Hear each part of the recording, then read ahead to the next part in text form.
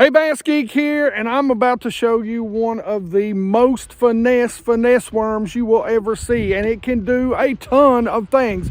But there's one particular thing that I love to do with it this time of year, and it works anywhere, everywhere, all the time. Let's talk about it.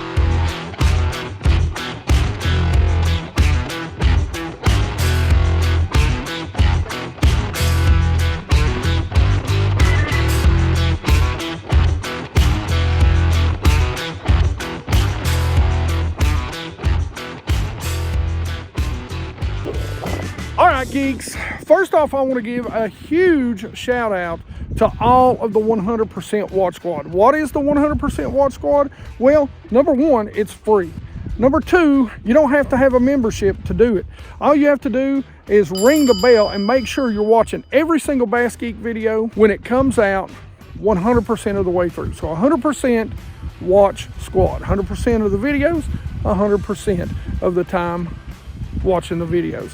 There's a bunch of you out there, and let me tell you, you geeks really do make this channel grow. What are we going to be talking about today? We're going to be talking about a worm that I really didn't want to talk about, but I'm kind of running out of ideas at this point, and it's called the HeyMaker by JBros. I seen a guy use a worm very similar to this during an elite event this year. I think it was an elite event or an MLF. He was using it, I know I'm gonna say a wordy dirt, but he was using it forward facing sonar up shallow. It's one of the ways I've been using it, not the only way, but I'm gonna show you my favorite way to catch them, and it is so good. I love a shaky head and I love a wacky rig. And what do you get if you have a shaky head and wacky rig and they make a baby? You get the Nico rig, baby. So we're going to talk about that, but I'm going to show you these worms first because they're incredible.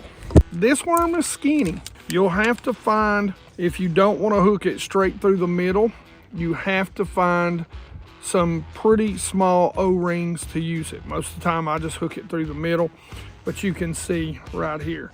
It's an incredible shaky head or Texas rig. I love the little skinny tail with the ball at the end. Now these are all 6.5s, but they're extremely finesse, right? So this is of course the old school black and blue. If you're gonna have black and blue, you better have green pumpkin. A Tennessee River staple, red bug. And this, believe it or not, is another great dirty water color, white. Bright or dark when you got dirty water. Anybody that's ever drop shot has thrown a morning dawn. When everybody's throwing black or black and blue, this is a color that gets overlooked a whole lot, and that is June bug. I have wrecked them on a June bug color bait. This is old school dark June bug. This is an old school color right here for sure. If you're old enough to fart dust, you love a motor oil. This is a color that really more manufacturers should make and more jig manufacturers should make. And it's just straight black. A great color this time of year in clear water, watermelon red. Now, this is a great little color too right here. You should never underestimate. This is green pumpkin purple. You want to talk about a bright color in dirty water, especially around smallmouth? How about some cracked pepper? Another old school color for me is good old pumpkin seed. Last but not least, you cannot go without a good old Alabama crawl. All right, so I'm going to show you how I rig these up Nico style and why I like to use them so much. And it kind of goes back to the same reason we use the minnow baits when we're using forward facing sonar. I know I said the dirty word, but trust me, you guys can use this whether you have it, whether you don't, whether you're from the bank or whether you're not. And it's a small finesse subtle bait that isn't intrusive to the bass. Let me show you how I rig it. So what we're going to be rigging up today, guys, is going to be a Nico rig. We're going to use the HeyMaker 6.5. We're going to go ahead and go with some motor oil because it is a little stained up. I love it in the spring when Clearwater Lakes stain up. Now, two of my favorite hooks are the mustads. These are the Ultra Points. that one doesn't have any sort of weed guard, we're going to use this one today. I think it's a monofilament little weed guard. That's what we're going to use. First things first though, I love my Angler tungsten nail weights. They're compact, they're small, and this is a 7/64 ounce. Good transmission to touch the bottom. I'll show you how to put this in. It is key to get this as straight as possible. So you want to make sure you're putting it in the dead center. These worms are super skinny, so you want to really make sure that you're keeping the worm fat down here and you're keeping it nice and straight as you push it up on here. Good and straight, you can see it's in there. Something that I like to do is I will put just a dab of glue on the end. That'll seal up and keep your weight from flying out. All right, next up we are going to tie on the hook. And you guys know what I'm gonna tie. We're just gonna tie the good old pit seam knot. I go around 7 times. Some people say you ain't gotta go around that many times. Then you go up through the top. Do want to moisten it, cinch it down, slide it down, and then just cut the tag end off. Now geeks, next up, rarely do I rig this through the middle, so I'm gonna come just above. You can see the nail weight. I'm gonna come maybe 1.5 inches, 2 inches above. Wanna make sure we go straight through this. Again, this is a very thin worm. So we wanna make sure we go straight through the middle. And there you have it, the Nico rig. This is a TFO Tactical Elite now, which is the traction rod now. Links will be in the description. This is a 7.3 medium fast action. This is one of my favorite spinning reels, really. The Lew's Custom Speed Spool. And man, the drag and everything on this is just golden, as you can tell. As always, I've got my pink K9 as my main line, 20-pound test on there, braid smooth as silk, easy casting. And of course, I've got 6 to 8 pound K9 Pro 100 fluorocarbon as my leader. 8 to 15 feet most of the time is what I run in clear water. Today it wouldn't matter as much, it's pretty dirty. I think we got maybe a foot of visibility. Now, let me go show you how I like to fish this thing. Now, one of the keys to this thing is making sure that you have it in there straight so that it falls straight down. It falls quickly. That's why you're not using a lot of weight.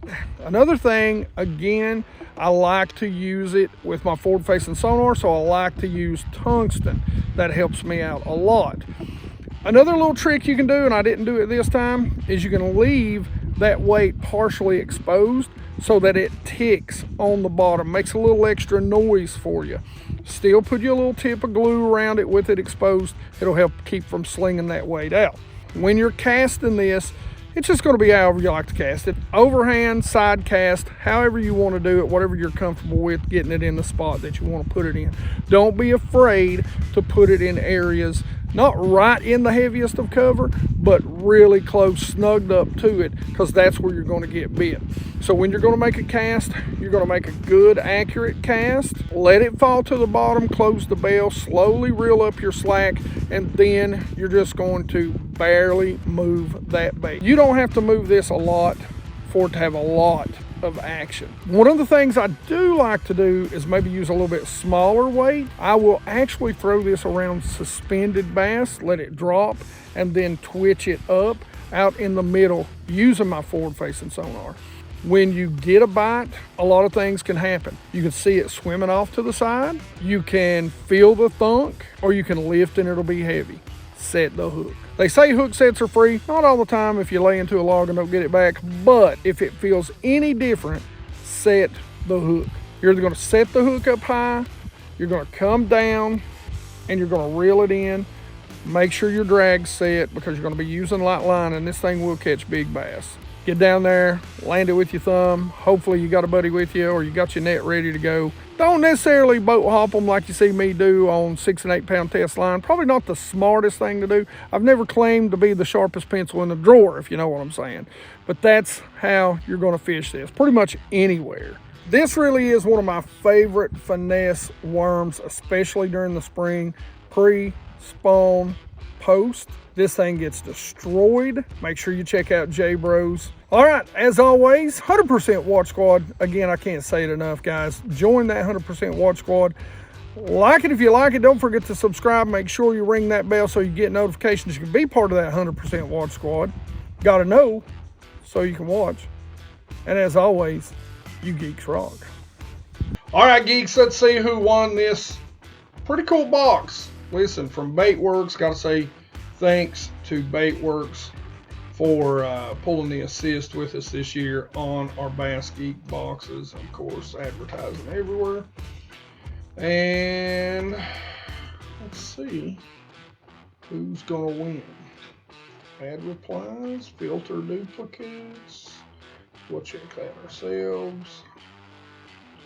And we got to math a little bit now. Let's get those comments. 144 unique comments. Thank you, geeks. Now let's see who won.